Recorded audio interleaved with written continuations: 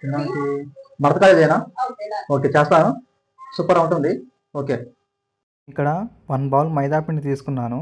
ఈ మైదా పిండి డాల్డా వేసుకుంటే ఇంకా డాల్డా లేకపోతే నెయ్యి వేసుకోవచ్చు. నెయ్యి వేసుకుంటే ఇంకా బాగుంటుంది. చిటికెడు సాల్ట్ వేసుకోవాలి. వాటర్ తగినన్ని కలుపుకొని ఇట్లా మనకి జ్యూసీగా రావాలన్నమాట, సాఫ్ట్గా రావాలి. ఇప్పుడు ఒక అరగంట సేపు పక్కన పెట్టుకుందాం.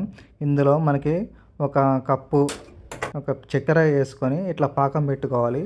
మనం ఎక్కడ చేస్తున్నామో అక్కడ మన పిండి ఇట్లా చల్లుకున్న తర్వాత మనకి ఇట్లా రావాలి. మనకి ఏంటంటే ఎంత పల్చగా వస్తే అంత మంచిది. ముఖ్యంగా దీని మీద నెయ్యి రాసి, నెయ్యి పైన మనకి సాఫ్ట్గా ఉండడానికి పైన మంచిగా మైదా పిండి వేసుకొని ఇలా రోల్ చేసుకోవాలి.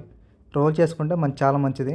మళ్ళీ రోలింగ్ పైన మనం ఏం చేయాలంటే ఇట్లా గోధుమ మైదా పిండి వేసుకొని చిన్న చిన్న పీస్ కట్ చేయాలి. ఇలా కట్ చేసిన పీసుల్ని 1 ఫింగర్తో ప్రెస్ చేయాలి. ఇప్పుడు ఏం చేయాలంటే ఒక ప్యాన్లో ఆయిల్ వేసి ఈ ఆయిల్లో అనేది వేయాలన్నమాట. మరిగించాలి.